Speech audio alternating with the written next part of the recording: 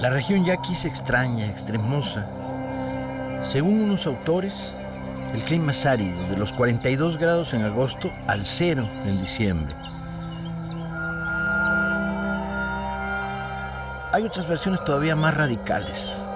En 22 días del año hay lluvia, solo 22 días.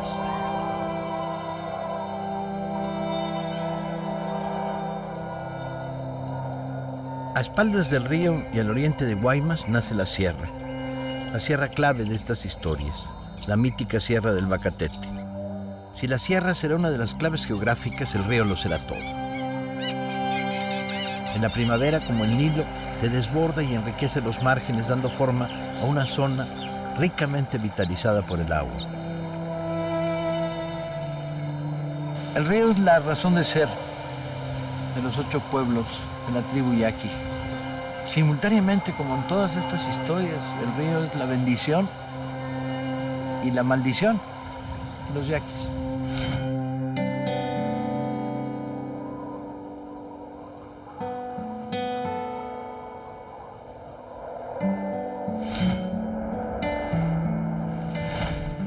La gran propuesta de la oligarquía de los varones militares y políticos que dirigen Sonora es la canalización para ampliar las zonas de riego, la fragmentación de la tierra, quitándoselas a las comunidades y repartiéndola, y la alianza con las compañías extranjeras.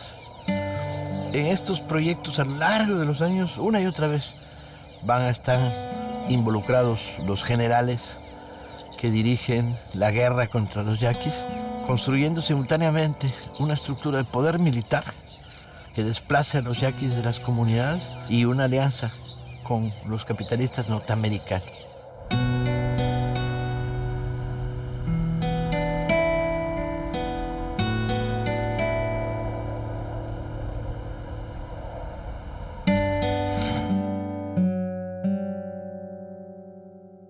Estamos en Pitaya, donde Lorenzo Torres, uno de los varones de Sonora, construirá después del 86 parte de su proyecto fantasioso, inmenso.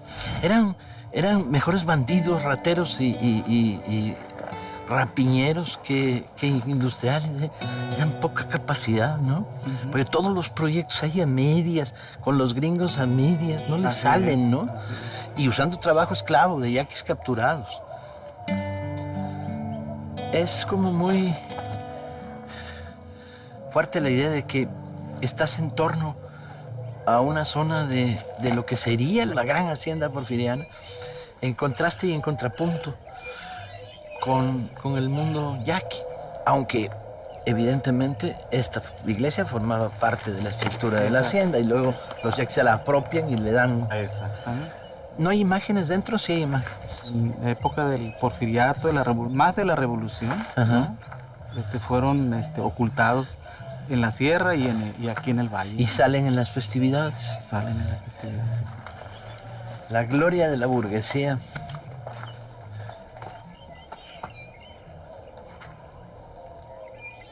Hay una cierta justicia poética, ¿no? En las ruinas. Ahora habrían de pasar tantos años para que los yaquis recuperaran el destrozo y la barbarie que hubo en estas tierras. De los 8 pueblos, más los pueblos que se han ido reconstruyendo, deshaciendo, ¿verdad? Encontrarás la misma fórmula. Iglesia, cementerio, enramadas y un gran espacio abierto en el que no se puede construir. Un espacio sagrado, comunitario. Muy interesante, porque la idea de comunitario está asociada, ¿no?, a lo privado y lo público. Así es. Entonces, tu casa es tu casa, pero esto es de todos. Es de todos. Es un espacio de la comunidad.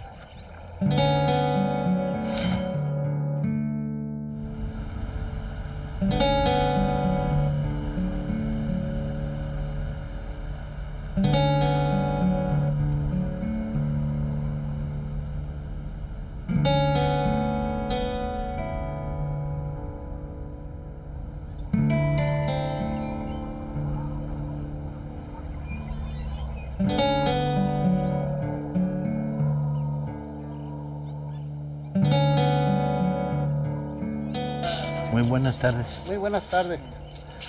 Buenas tardes. Buenas tardes. Buenas tardes. ¿Qué le dice el calor?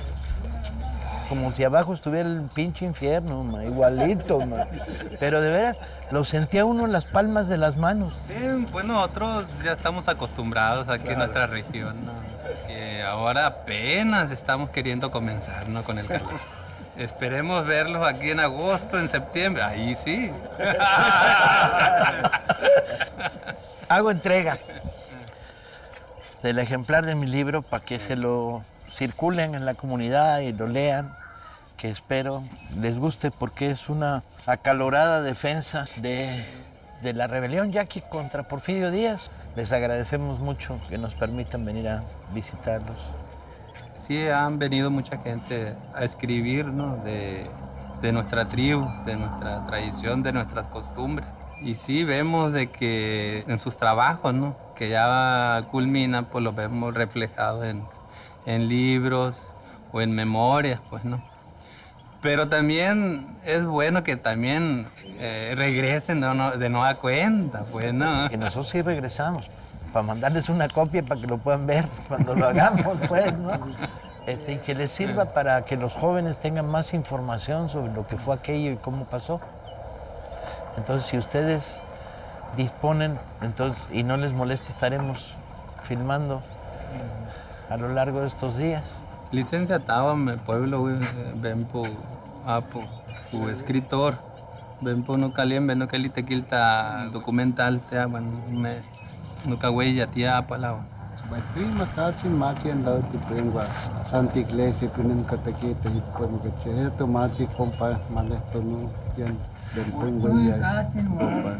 Negativo kachi machi te machi mian lauti pen manemos. Namang natte mene ni. Ahí se puede allá va uka documental ta. Aneh katega po. Yan naman ang bichaga ben pobre ne.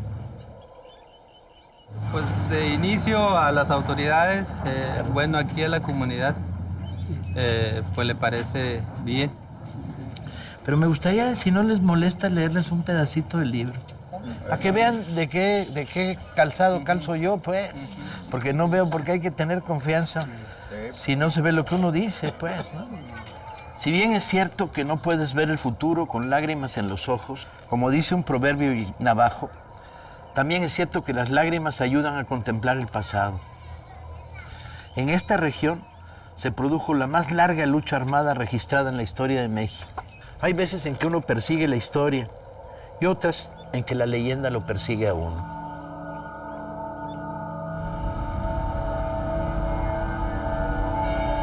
Si en algún lugar hay que comenzar la historia, si en algún año, habría que arrancarla en 1868.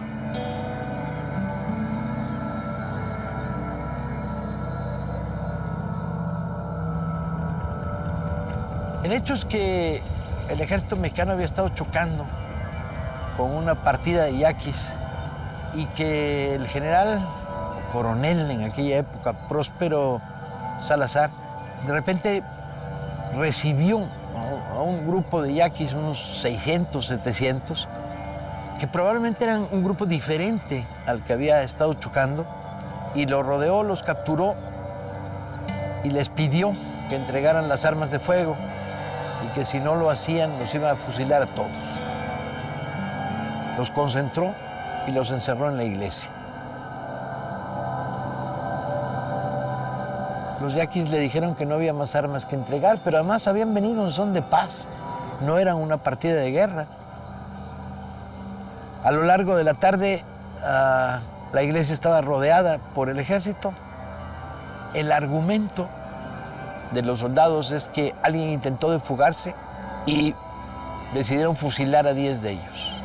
Ante esta situación, la gente se encrespó, se creó una situación de gran tensión y el ejército disparó, incluso disparó un cañón. La iglesia se incendió, la gente adentro no podía salir y se produce una gran matanza. La noticia recorrió toda la zona yaqui. Era como la demostración práctica de qué destino quería para ellos el ejército mexicano. A partir de ahí, los largos periodos de paz habrían desaparecido. Pronto se generaría la respuesta armada.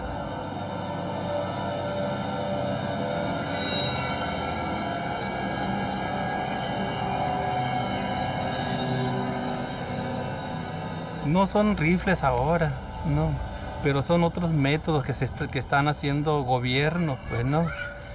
Y en este caso, pues, sin tener nuestro elemento agua, pues, nuestra tribu, pues, tiende a inmigración, pues, ¿no?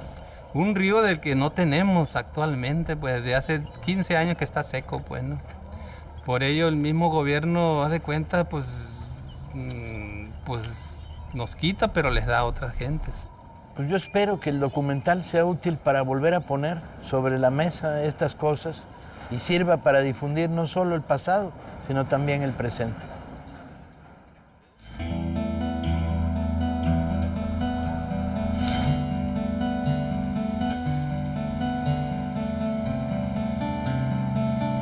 La acción era anunciada por el sonido de los tambores, los pequeños tambores que en la vida común sirven para llamar a misa, dar el toque de alba, invitar a la reunión o pasar mensajes, sonarían antes de cada combate. Las crónicas de la época hablarán del pánico que produce entre soldados y rancheros la aproximación de este redoble. ¿En qué momento empezaron a sonar los tambores? ¿En qué momento la red civil y política de los pueblos, a la que se subordinó Cajeme, se volvió una red militar? Muy probablemente desde el inicio de su mandato. La guerra defensiva había estado asociada a la vida de las comunidades yaquis desde el más remoto de los tiempos. Y en esta tradición, las aportaciones de este capitán de caballería serían esenciales. Los yaquis en el siglo XIX, hacia la mitad, poquito después, estaban viviendo un periodo de agresión más o menos continua. Y en un determinado momento, el gobernador Pesqueira, que era tremendo canalla, decidió una medida que a él le parecía muy inteligente. Dijo, voy a nombrar un yaqui para que sea como el representante de los 8 pueblos, pero lo nombro yo, desde el gobierno del estado de Sonora, y ese yaqui, pues, para que me controle a los yaquis. Y ese yaqui fue Cajeme. Bonifacio Leiva, mejor conocido como Cajeme. ¿Sí han oído de Cajeme? ¿No? Sí. Cajeme era un yaqui muy particular porque había vivido una vida que en aquella época no era común. Había nacido en Pitic, lo que hoy es las afueras de Hermosillo, y de chico su padre se lo llevó a buscar oro a los Estados Unidos cuando tenía 10, 12 años. Y luego vivió de aquí para allá, dando vueltas por el mundo. Y en un determinado momento de su vida se alistó para combatir con el ejército republicano de Benito Juárez contra la invasión de las tropas francesas. Aprendió a combatir en la caballería y cuando lo nombra Pesqueira para ser jefe mayor, se reúne con los gobernadores de los 8 pueblos y les dice, no, a mí me manda el gobernador de Sonora, pero yo no le obedezco a él, yo obedezco a las comunidades, a los usos y a las costumbres de las comunidades. Y entonces se les voltea al gobierno. El caso es que se vuelve el jefe de guerra y organiza a los 8 pueblos para dar la gran batalla contra el intento de invasión que los generales sonorenses que gobiernan en Hermosillo están preparando sobre el río.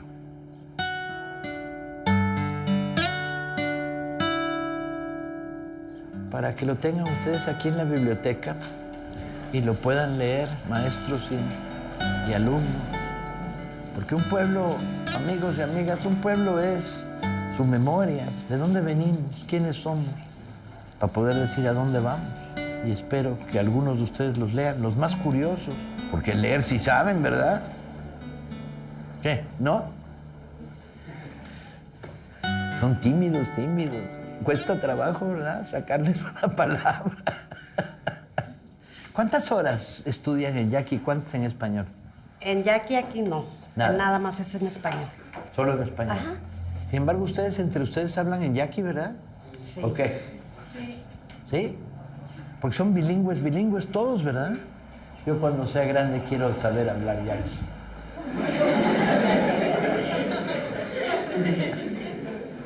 A ver si alguno de ustedes me enseña. ¿Qué tengo que decir, Popeye? ¿Eh? Cuando me despida. Tenoctine. Tenoctine. Te. Abo. Para acá, pues. Abo tenoctine. Te. ¿Sonó yaqui eso?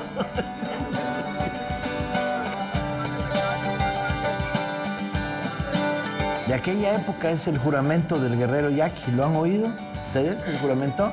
Sí. La traducción del juramento dice: para ti no habrá ya sol, para ti ya no habrá ya noche, para ti no habrá ya muerte, para ti no habrá dolor, para ti no habrá ya calor, ni sed, ni hambre, ni lluvia, ni aire, ni enfermedad, ni familia. Nada podrá atemorizarte, todo ha concluido para ti, excepto por una cosa, el cumplimiento del deber. En el puesto que se te designe, allí quedarás por la defensa de tu nación, de tu pueblo, de tu raza, de tus costumbres, de tu religión. Y terminaba preguntándole a los guerreros: ¿juras cumplir con el mandato divino? Órale, va. A la 1, a las 2, a las 3. ¡Yaqui! Órale.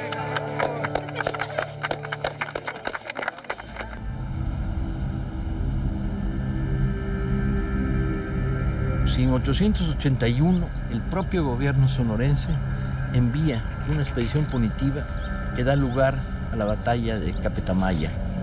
2 horas y media de combate. Los blancos sonorenses van a decir que ellos fueron los triunfadores, pero tuvieron que replegarse con un montón de bajas.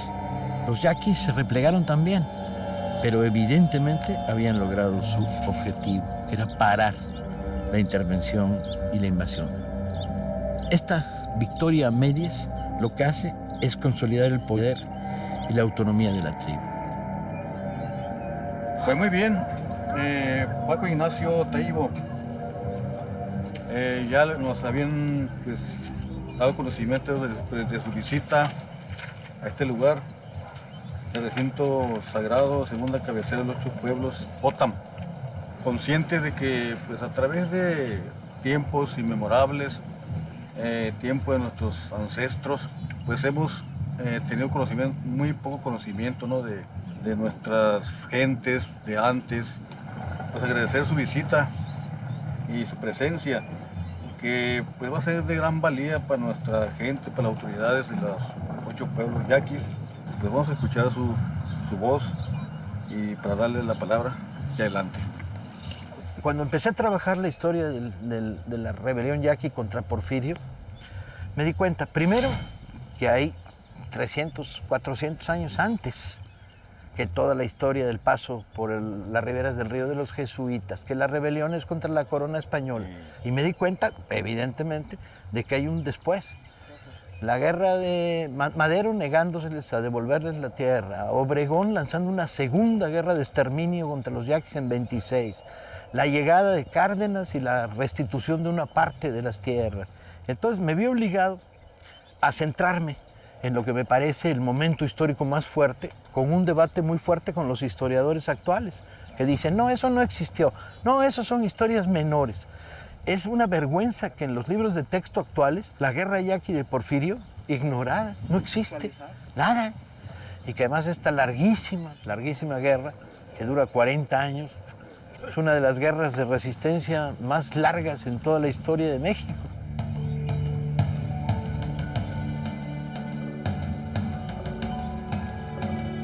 A fines de enero del 85, los varones de Sonora van a montar una provocación en toda la forma.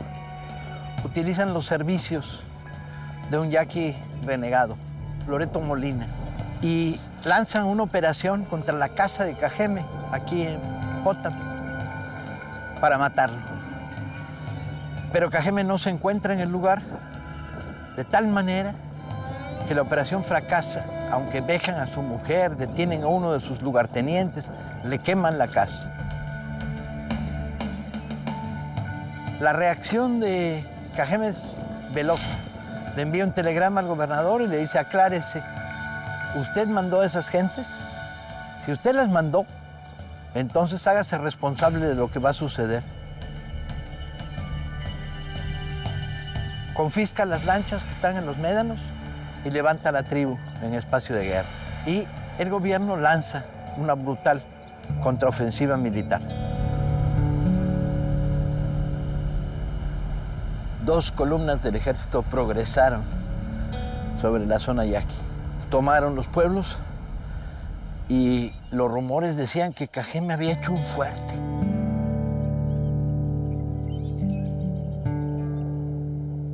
Estamos yendo al fuerte del Añil, la primera gran fortificación que construye Cajeme para enfrentar al ejército.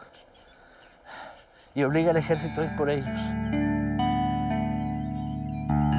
Cuando combates con un ejército fundamentalmente de arco y flecha y tienes un centenar de armas de fuego, ¿sí? Para un ejército de 1000, de 1500 hombres, muy pocas municiones, no hay pólvora, tienes que dejar que se acerque.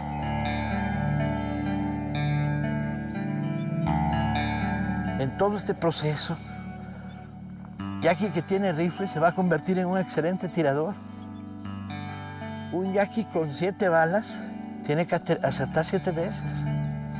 Mientras que un soldado del ejército mexicano con 150 balas, ¿sí? Pues puede disparar a las sombras, a la nada. El 16 de mayo, Carbó forma 3 columnas y ataca el Añil. Y se encuentra que lo están esperando y que no va a ser nada fácil. El caso es que los fuegos de los yaquis es mortífero. 20 soldados muertos y 57 heridos se llevan en el repliegue. El ejército mexicano había sido derrotado en pleno por primera vez. Llegaron a decir que había 3000 indios en el Añil. Cajeme, cuando lo entrevistaría años después, Corral, se burlaba y decía, los indios cuando están detrás de los palos se hacen muchos. Cajeme se había demostrado como un caudillo militar muy por encima de las apariencias, ¿no? Y todavía demostraría lo mucho que podía dar como dirigente militar, porque además se aunaba su habilidad como caudillo político. De hecho, habían logrado hacer de la tribu y los 8 pueblos un pueblo, y lo había puesto en marcha. Me llamo Miguel Montiel y queremos decirle que somos la corriente tradicionalista que es de vanguardia. Sabemos por referencia que usted ha visitado otras partes, que desgraciadamente pues usted no es bien para saberlo, pero que hay una parte que hizo referencia a usted a esa división, a ese colonialismo antiguo, pero que está vigente, bajo las formas del neocolonialismo, bajo las formas del modelo económico vigente. Y que no estamos ajenos pues, a ese colonialismo aún en tiempos recientes, el pasado más remoto hasta el pasado más reciente. Aquí le hago entrega de un peritaje técnico legal de la tribu yaqui, en donde le da elementos de lo que yo le estoy diciendo, ¿no? Estuve discutiendo en el museo en la Ciudad de México, en el museo, el que está al ladito de la Secretaría de Relaciones Exteriores. Yo les decía, ¿cómo es posible que ustedes tengan una sala sobre lo que pasó en Kosovo y no tengan una sala sobre el genocidio yaqui? O sea, en México nadie se atreve a decir en voz alta, aquí hubo un genocidio. Y al mismo tiempo, cuando te llegaban noticias sobre el actual conflicto que ustedes están viviendo y la división, pues dije, yo no me meto, yo desde lejos la veo. En el sentido no de que uno no tome partido, en el sentido en que uno no sabe. Y gente sabia cuando no sabe se calla la boca. Yo sé lo que cuento en el libro y lo que digo es lo único que me puedo atrever a decir, que es el derecho al territorio y el derecho a las aguas de los yaquis son históricos. Al derecho a su cultura, al derecho a sus formas naturales de gobierno y usos y costumbres que han construido a lo largo de los años. Este derecho para mí es sagrado. Y no puede haber futuro si no respetamos los derechos de los pueblos en este país. Y eso vale para los yaquis y vale para los triquis en Oaxaca. Pues muchas gracias, muy amable. Muchas Muchas gracias a todos. Les mandamos la película, sí.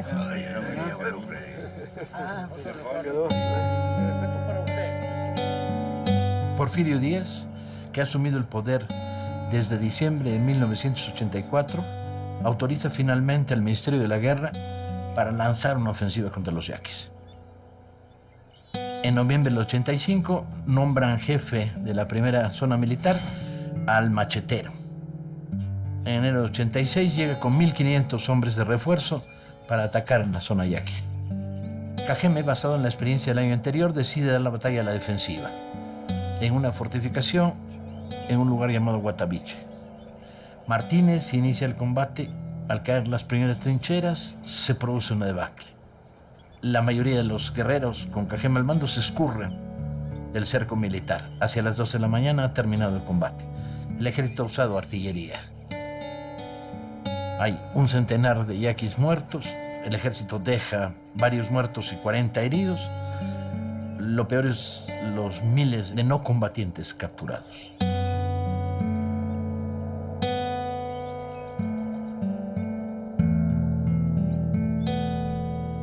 Hacia fines de 1886, la rebelión encabezada por Cajeme estaba derrotada. El propio Cajeme, nadie sabía dónde se encontraba. Había el ejército tomado control del Valle de Yaqui, había 1 millar de hombres, mujeres y niños yaquis detenidos. Se inició un reparto de tierra, pero los propios yaquis que recibían la tierra se negaban a trabajar. La persecución contra Cajeme se volvió el problema central de los militares. Repentinamente encontraron una pista que los llevaba hacia una casa en Guaymas y ahí fue detenido. No hubo juicio militar, no hubo juicio de ningún tipo. Cajeme esposado fue llevado por el río en un vaporcito, lo bajaban en las comunidades, lo mostraban como héroe derrotado. Teóricamente van a decir en el parte militar que trató de fugarse y lo asesinan en una ley fuga. El punto donde está Cajeme ha sido sujeto de 1001 leyendas de las comunidades. Aquí, cuando lo vi hace 2 años, había 2 de las 3 cruces que señalan el punto de la muerte. Desde entonces, las 3 cruces se han vuelto solo una. Solo están los restos del lugar donde estuvieron aposentadas. Es terrible que los yaquis no puedan convertir esto en el monumento a la memoria del gran héroe de la rebelión popular muerto. Parecía que la historia de la rebelión yaqui había terminado, pero no era así.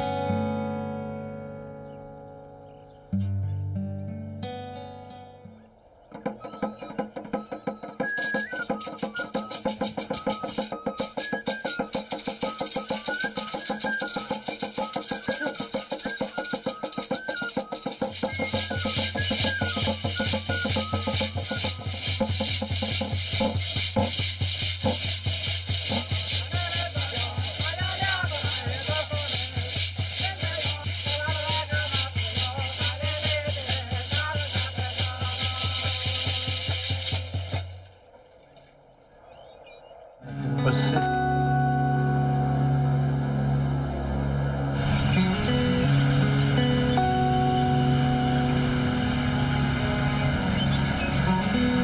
Hay libros que tú los escribes.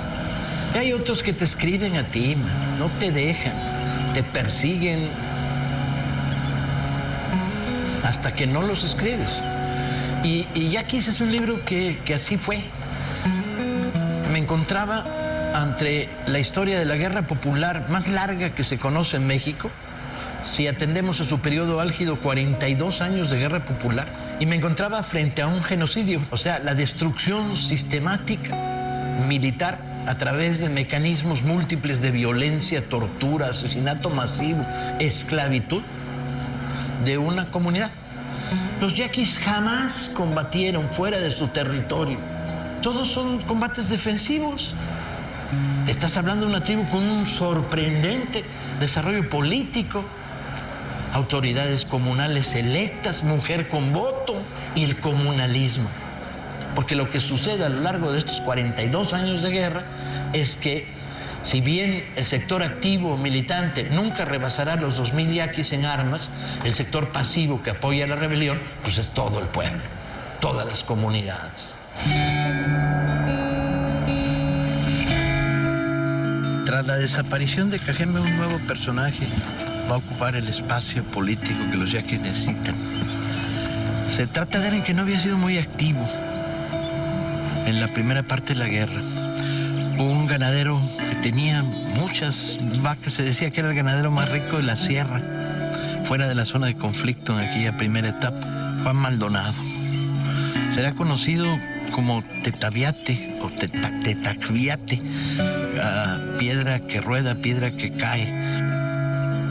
Es un hombre de unos 30 años que tiene un aspecto recio, duro, prematuramente viejo. Y Tetaviate pronto va a integrar una partida en la que se van a ir integrando algunos de los jefes de guerra menores que quedan sobrevivientes después de la derrota de Cajeme. Tetaviate se volverá la figura central en torno a la cual germina la rebelión. Ya no bajo las lógicas de Cajeme, los fuertes, un ejército en cierta medida, sino bajo la lógica de la guerra de guerrillas. Cuesta trabajo pensar en un clima como este, de una aridez tremenda, en una sierra rara, porque no es una sierra de grandes montañas, sino de cerro chaparro acumulado, uno tras otro, tras otro, tras otro, vericuetas. ¿Cómo demonios podían sobrevivir y resistir? Esta voluntad de resistencia resulta prácticamente inencontrable en otras historias, ¿no? Es la resistencia a ultranza, y siempre bajo la misma demanda. Cada vez que el gobierno federal entraba en contacto con los yaquis les contestaban lo mismo. Sálganse de los ríos, de las 8 comunidades de los ríos, devuélvanos la tierra, y no solo eso, permitan que la tierra sea gobernada colectivamente y no fragmentada. Desde 1887, con Ramón Corral y Torres gobernando, se va a volver la pesadilla. Y su nombre se va a volver un mito comunitario. Este era el rancho, el lugar original del rancho ganadero de Tetaviate. Todo es reciclable. Es un piso del viejo cuartel sobre el cual se levantó la casa. Al paso de los años, los yaquis destruían todas las huellas de los cuarteles. Toda evidencia. ¿No? Destruían toda la huella del cuartel, pero aprovechaban el suelo para construir. Vámonos. Vámonos. Es decir, nos quedan 3 cosas para contar ahí arriba. O sea, hemos ido bordeando la sierra. Ahora tenemos que entrar, subir, para llegar al campamento. Estamos como bordeando. Sí. La sierra así, el mar allá. Al ejército no le quedó otra, si quería enfrentar la rebelión, que entrar en la sierra. La idea era llevar cuarteles a la sierra, establecerlos. Piensa que dominando un punto como este y poniendo centinelas en las puntas de algunos cerros con rotación, dominas una zona inmensa. Y el agua está ahí. La mancha verde detecta el aguaje. De hecho, sin aguaje este fuerte era imposible. El plan de García Peña fue un plan complicado. García Peña era un maligno militar que sabía que el territorio estaba contra ellos y que los yaquis resistirían indefinidamente mientras no les robara el territorio. Entonces lo que hizo fue cartografiar toda la sierra, donde había puntos de agua, detectarlos, y ni así pudieron. Y el campamento está para allá, ¿verdad? Sí, allá donde está lo verde aquello. ¿Y ahí llegamos en carro o caminamos? Sí. Llegamos en carro. No, pero está la piedra suelta y está cabrona.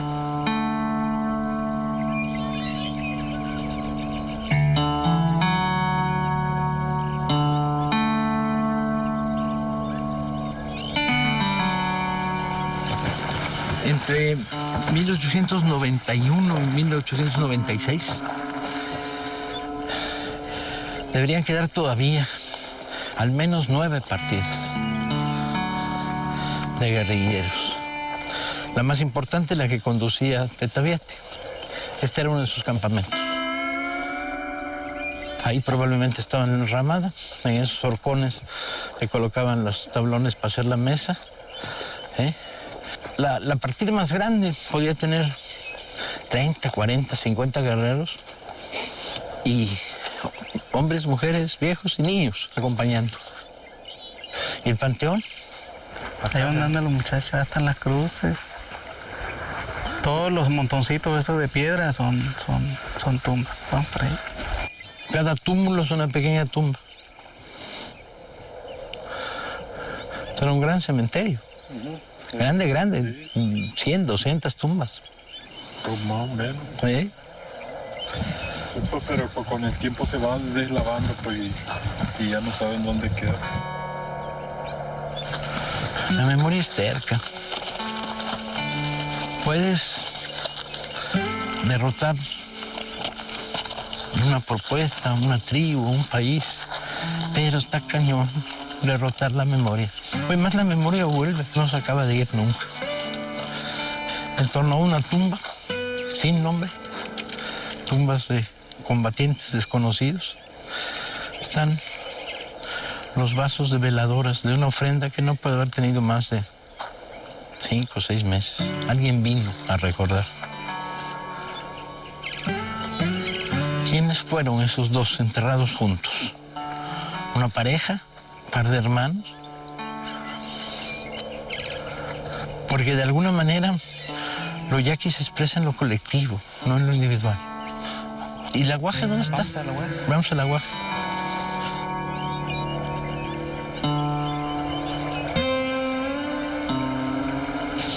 Los aguajes son la clave de la sobrevivencia de la guerrilla. Si no hay un ojo de agua, y el ejército lo sabe, pero pues hay más de 80. Entonces mantenerlos vigilados, controlados, las patrullas pasan, los yaquis se desaparecen. Ni así logran controlar y dominar. No es nada, ¿no? Pequeño manantial, pero es la clave. Yo que tú no la usaba para mojarme la cara y nomás eso. Se lo toman. No saben lo que es bueno. Yo la última vez que supe lo que es bueno estuve con Chorrillo 6 días. Ah, no. ¿Sabían ustedes que esta agua es bueno para el cuerpo? Al de otros. Es el momento en que le advertimos dónde va a estar cagando mañana a todas horas.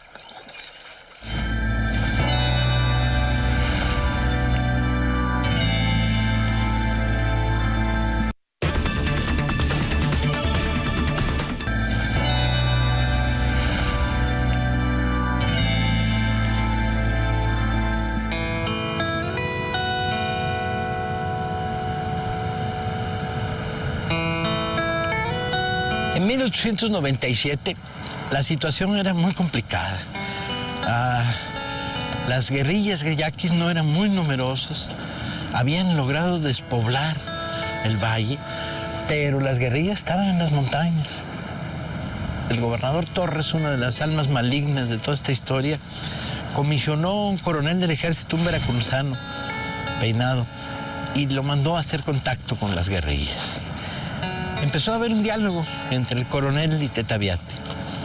El diálogo culminó en una oferta de paz que era oscura para los yaquis. ¿Qué les estaban ofreciendo? Les estaban ofreciendo semillas, un rancho para los que se rindieran, iba a haber tierra, su propia tierra. Y Tetaviate, en condiciones de cerco, desesperación, aceptó. En enero del 97 se reunieron en el paradero de Estación Ortiz, una estación muy secundaria, ferroviaria que tiene a un costado el Bacatete. Los indios bajaron de la sierra, Se les hicieron banderas blancas aquí para que las cargaran el día de la rendición. El coronel se vistió de charro, las autoridades llegaron en ferrocarril y banderas mexicanas, ¿no? Y se celebró abrazos, firma de un documento protocolario y se decretó a nivel nacional que la paz se había conseguido, se había acabado la rebelión yaqui. Parte curiosa es que en el proceso del retorno hacia el río, muchos yaquis se preguntaban, bueno, ¿y cuándo se van estos? ¿Cuándo van a abandonar las tierras? ¿Cuándo se van a ir los militares del río? O sea, para ellos no había quedado claro el objeto de la paz de Ortiz.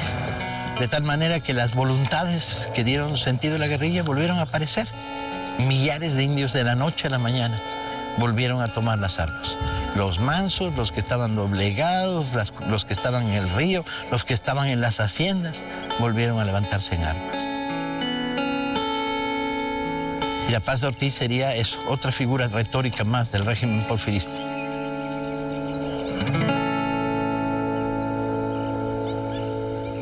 La estación desapareció, pero aquí don Kenito, que es un viejo ferrocarrilero de empalme, hizo una maqueta para que se recordara.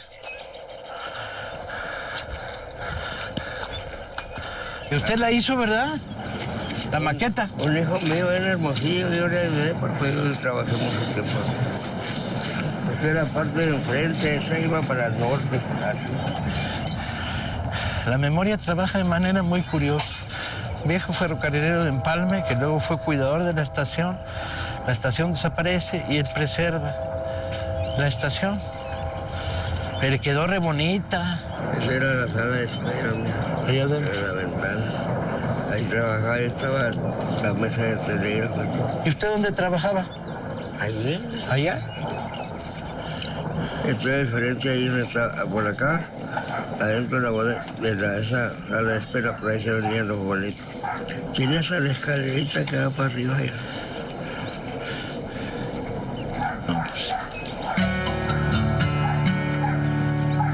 Ese era un comedor. Había otro cuarto para allá, estaba la cocina. Y una recámara. Está muy bien. Oiga, pues muchas gracias. Vaya bien.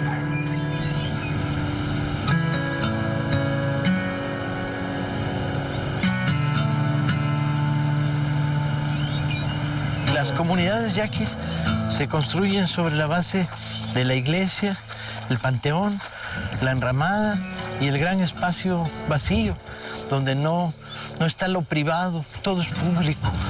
Y para 1900, la ofensiva del ejército había dominado ya plenamente el valle. De hecho, ya Tórima en aquellos momentos no era una ciudad yaqui. Había 600 yaquis y más de 1,200 colonos mexicanos. Y bueno, había miles de soldados. Y habían establecido un cuartel, una comandancia, un hospital general. Pero además, violatorio de esta distribución del espacio, pues es que les pusieron aquí el cuartel.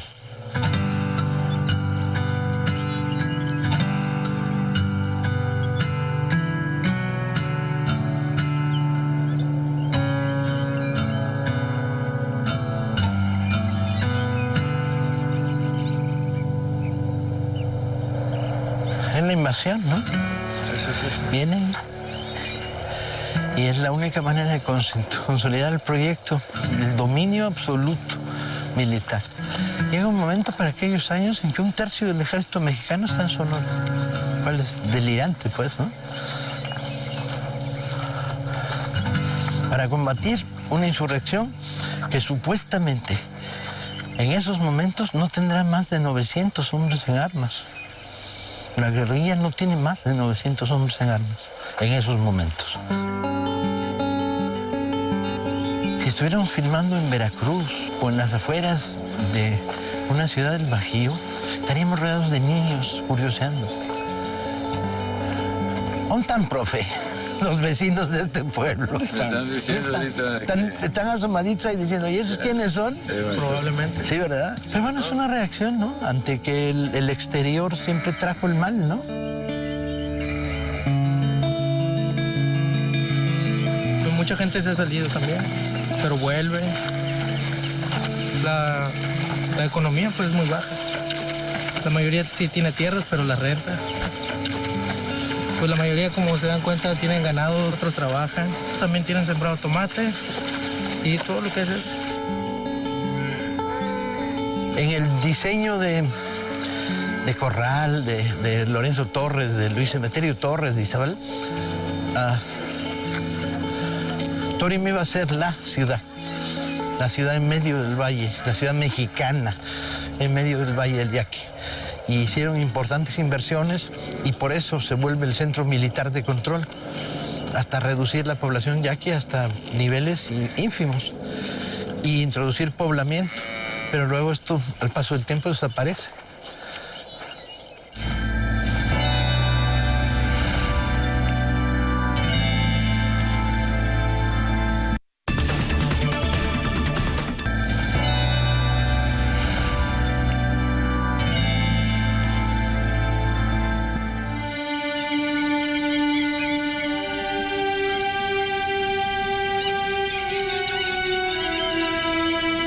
Al volverse todo en parte del diseño militar de los varones de Sonora, la ciudad se llenó de pequeños edificios militares, un cuartel, una cárcel, una comandancia y un hospital en forma.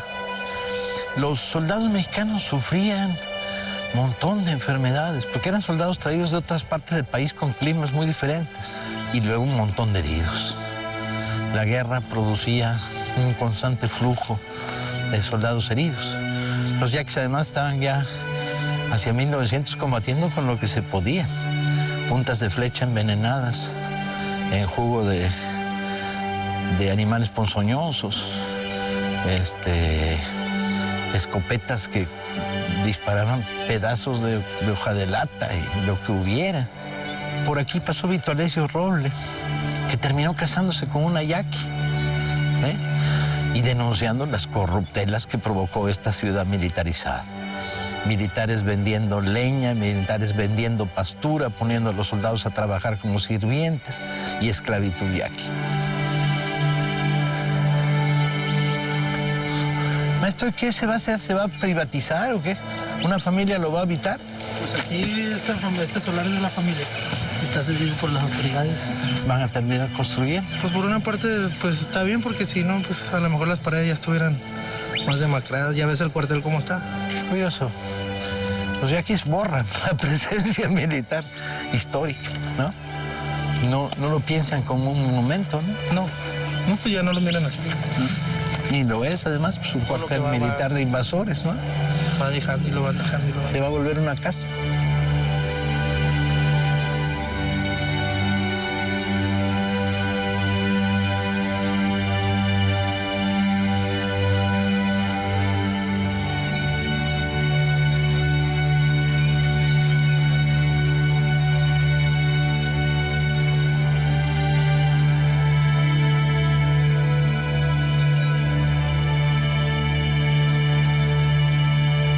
El 10 de junio de 1901, Tetaviata se ha estado moviendo a lo largo de los últimos meses por la sierra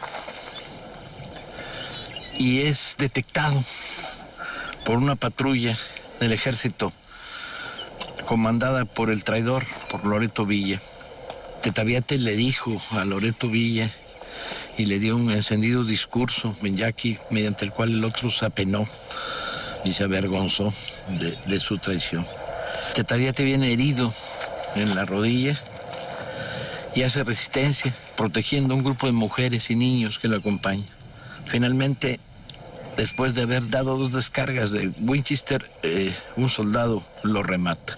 El hecho es que con la muerte de Tetaviata, que sería enterrado aquí, Porfirio Díaz y los varones de Sonora dieron por terminada la insurrección.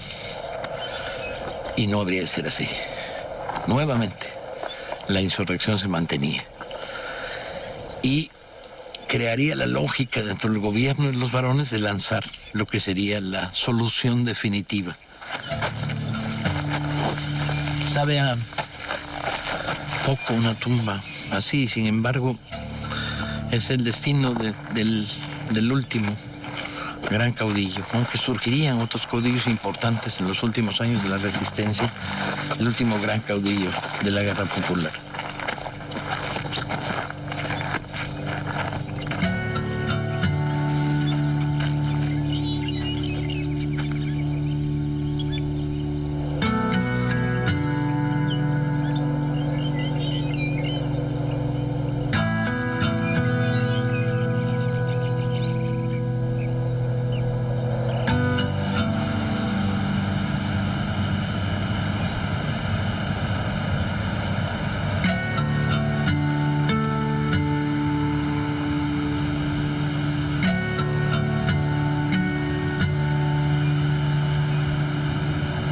Pues adelante, Paco, para que... Pues escribí esta historia porque cuando la conocí me conmovió profundamente y me tocó el corazón.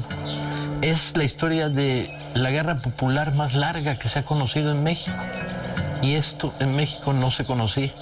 Seguí esta historia y conté también la historia del genocidio, del asesinato masivo que reduce la población del Yaqui de 30,000 a 6,000 para fines de 1909.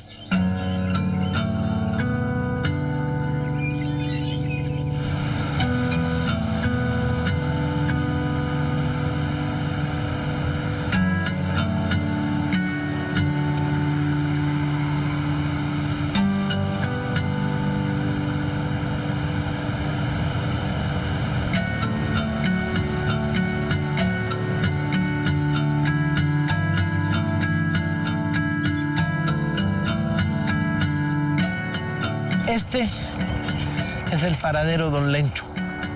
Es un paradero de tren a mitad de la nada, cerca, relativamente cerca de los pueblos del río. ¿Cuál era su función de este paradero del tren? No había conexión comercial, nada. Y es que este paradero del tren es uno de los puntos de arranque de la Ruta de la Muerte. En los sótanos del paradero se arracimaban cientos de yaquis esperando el inicio del traslado por ferrocarril hacia Guaymas, de donde serían distribuidos a través de vapores a la costa mexicana, en Colima y en Jalisco, para iniciar el viaje que los llevaría hacia Yucatán y hacia Valle Nacional en Oaxaca, donde serían vendidos como esclavos. Se va construyendo lentamente este camino hacia la muerte, en el cual serían consumidos decenas de miles de yaquis a lo largo de los siguientes 9 años.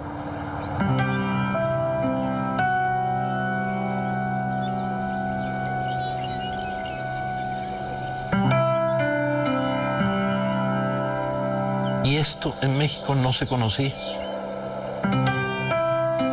Era una nota pequeñita en los libros de historia, no le hagan mucho caso.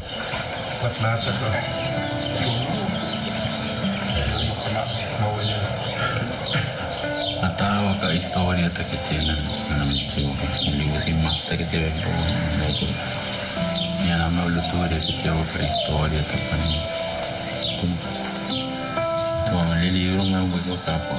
Pues Paco, le da las gracias por tu visita y el libro va a ser un contenido más de la agenda de trabajo que ellos van a tener en las reuniones ordinarias, lo van a ir comentando con la comunidad. Yo soy resultado de las últimas embarcaciones de los yaquis ahí en la estación Lencho, precisamente. Mi abuela, la mamá de mi mamá, fue violada, fue tomado como botín de guerra. Entonces mi abuela rechazó mucho a mi mamá por ser de color blanca y así nacimos todos. De hecho, yo tuve muchos problemas para entrar al magisterio, porque decía que no era yaqui, que me fijaran que no era yaqui, que esto, aunque se me dificultaba hablar español. El Lencho es horrible. Cuando llegas y miras y dices, aquí, cientos metidos en este sótano inmundo, ¿no?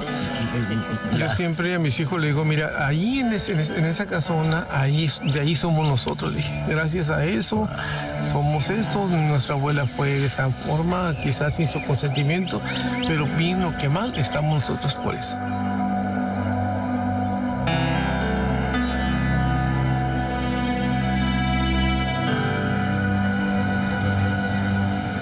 Para 1909 la oleada de deportaciones terminó.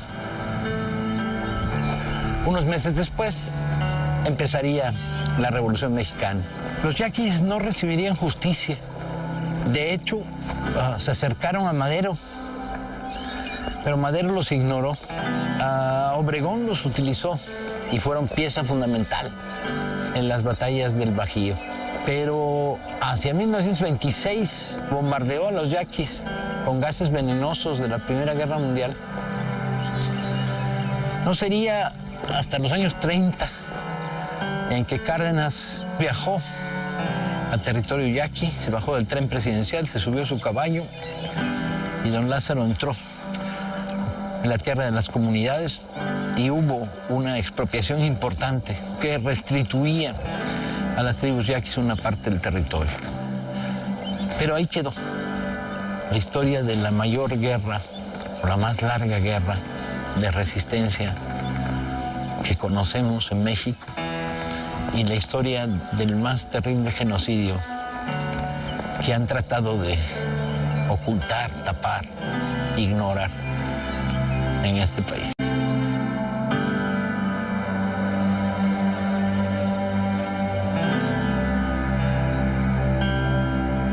Hay libros que tú escribes, hay libros que te escriben. No voy a ser el mismo después de este libro. Ahora soy más duro, más cabrón, más rudo y también muchísimo más amoroso, muchísimo más generoso, muchísimo más orgulloso, ¿sí?, de mi condición de mexicano del siglo XXI. Ahora tengo más raíces, ahora sé de dónde vengo.